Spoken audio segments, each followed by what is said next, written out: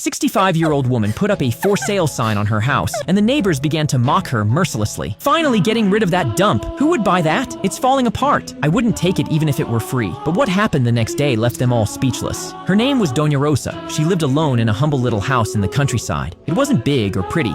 It had cracked walls, an old tiled roof, and an orange tree in the yard. But it was everything she had. She had raised her son there, buried her husband there, and spent her entire life within those walls. Over time, life grew hard. Medications became more expensive. Her pension was no longer enough, and her body didn't respond like it used to. She thought that by selling the house, she could move somewhere smaller, closer to the hospital. That night, sitting in her rocking chair, she took an old photo of her and her husband smiling. She looked up at the sky and whispered, "Forgive me, my love. I can't take care of it alone anymore." The next morning, while sweeping the yard, she heard a car horn. An elegant car was parked in front of the house. A man in a suit stepped out and knocked on the gate. "Are you Doña Rosa?" "Yes," she replied, confused. "Is the house still for sale?" With a trembling voice, she said, "Yes," but added, "It's a simple house. It has no luxuries." The man smiled. "I am not looking for luxury." Then he asked a question that left her frozen. "Is it true that Don Antonio lived here?" Doña Rosa turned pale. "You knew my husband?" The man grew emotional. "He saved my life." He told her that as a child, he had lived on the streets. No parents, no food, nothing. One day, Don Antonio found him hungry,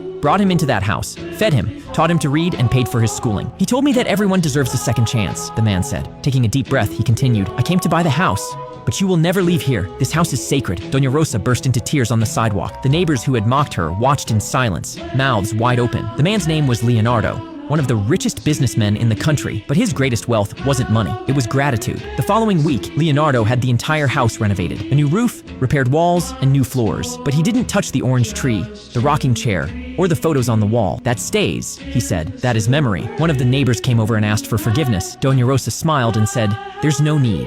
God bless you."